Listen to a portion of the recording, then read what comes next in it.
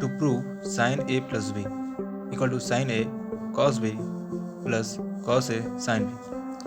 हम लोग कंस्ट्रक्शन करते हैं एक बार कि सपोज डैट ये एक लाइन है और हम लोग एक एंगल ये बनाते हैं। क्या एंगल होगा? ये एंगल ए लेते हैं। यहाँ पे साइन ए प्लस बी है, यानी कि एंगल ए भी है प्लस एंगल बी, यानी कि ए के साथ प्लस भी होना चाहिए। यानी कि मान लो यहाँ से लेकर यहाँ कर दें तो ये एंगल बी हो जाएगा।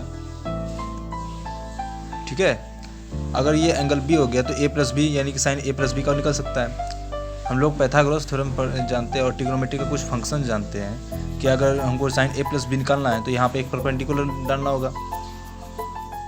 ठीक है, अब यहाँ पे देखो कि हम अकॉर्डिंग टू प्रूविंग यहाँ पे साइन ए भी है और कोस बी है, साइन बी यानी कि साइन ए कॉस बी। हमको एक काम करना होगा कि एंगल ए का भी हमको एक ट्रायंगल बनाना होगा स्पेशल, और एंगल बी का भी स्पेशल एक ट्रायंगल बनाना होगा।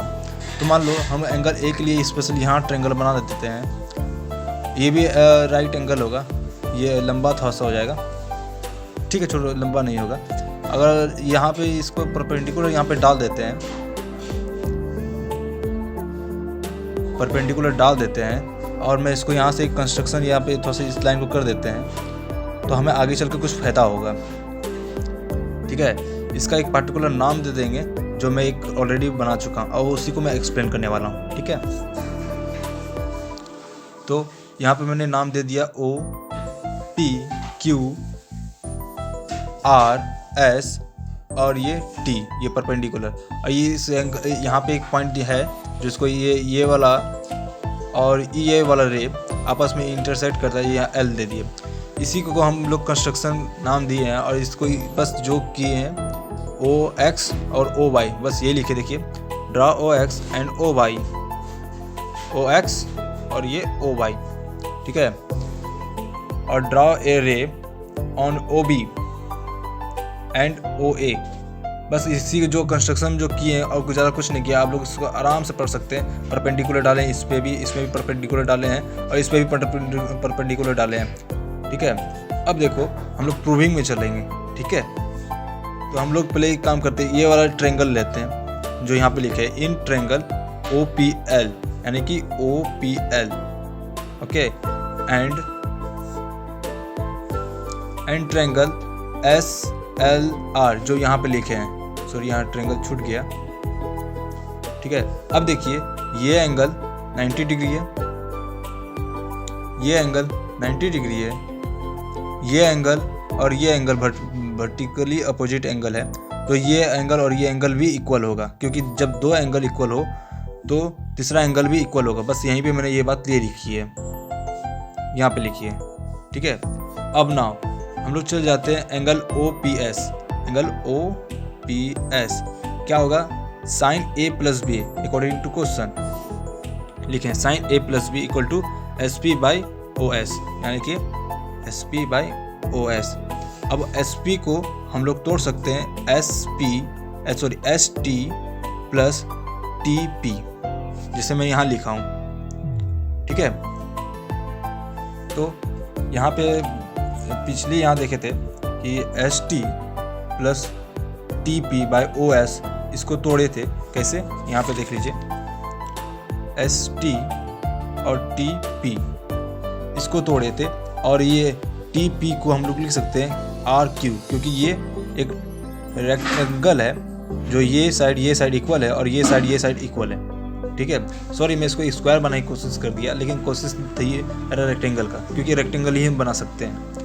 हो सकता है स्क्वायर भी बना सकते हैं, लेकिन आपकी इच्छा है। तो मैंने यहाँ पे ये T P equal to R Q, यही बात मैंने यहाँ पे लिखी है, ये बात यहाँ पे लिखी है। ठीक है, अब इसको S T by O S कर सकते हैं plus R Q by O S कर सकते हैं। अब सपोज डैट ये यहाँ हो गया। अब हमें कुछ कंस्ट्रक्शन कुछ ऐड इसमें कर देंगे। मैंने क्या ऐड किया यहाँ पे, S T by S R into S R by O S. ये एस आर आपस में कट जाएगा, क्यों करेंगे आगे पता चल जाएगा। और प्लस आर क्यू को बाय ओ आर कर दिए और यहाँ पे इंटू करके ओ आर को करके ओ एस कर दिए, ये भी आपस में कट जाएगा। ऐसा क्यों किए? देखिए ना, ऐसा इसलिए किए STP में देखिए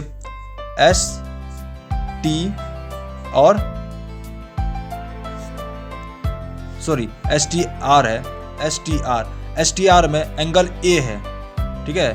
तो एंगल A है तो cos A का फॉर्मूला क्या हो जाएगा, ST/OSR, आप देख सकते हैं। ठीक उसी तरह इन ट्रायंगल ORS में sin B, तो ORS ये एंगल B है तो sin B क्या हो जाएगा, SR/OS, ठीक है। ठीक उसी तरह इन ट्रायंगल ORQ,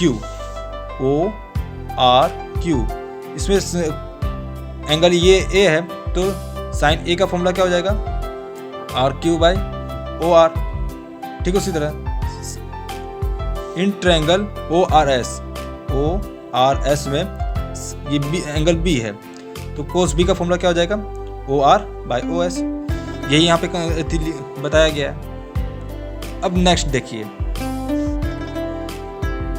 कि जब ये सब हम लोग जानते हैं तो ये इक्वेशन 1 को लेकर आगे बढ़ें तो ST/SR का फॉर्म क्या हो जाएगा, cos A, SR/OS sin B, RQ/OS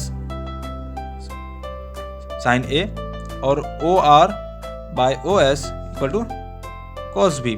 बस मैंने इसी को यहाँ पे using equation 1 sin A plus B equal to cos A into sin B plus sin A cos B।